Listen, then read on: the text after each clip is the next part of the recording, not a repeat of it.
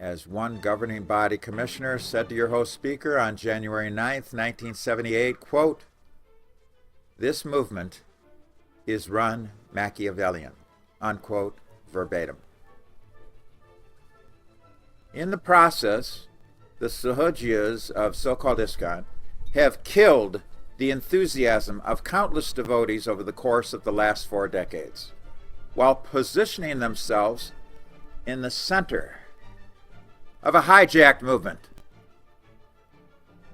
They have spiritually devastated it, converting it into something new. They have converted it into a postmodern Western Sahajiyā Upasampradaya. Now, last month we discussed 2 categories of Neo-Jata Gosani as they pertain to so-called ISKCON. The party men are mostly laid back, of course. Generally, they're ugly guys, and by definition, they have no personal charisma or very little of it.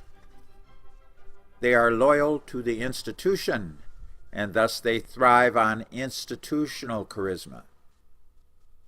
In so-called ISKCON, the majority of these party men are Brahmins and sannyasis of Southeast Asian birth, mostly former Hindus. The other category of these 2, as discussed last month, is the charismatics. These clowns are showboaters, loaded with personal charisma, although ultimately they are also party men pledging fealty to the governing body commission. Yet because of their personal charisma, they are arrogant and narcissistic, sometimes vain to the max.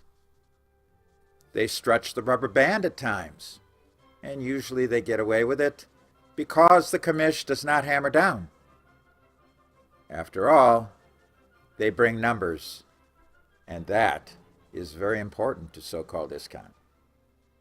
The laid-back party men are rather obnoxious and quite unattractive. As such, they do not bring anywhere near the numbers that the charismatics bring. Yet they outnumber the charismatics because all organized religions, whether Eastern or Western, require such men to make up the core of their higher echelons, providing a kind of quasi-stability, and certainly the fabricated so-called ISKCON Confederation is just such an organized religion.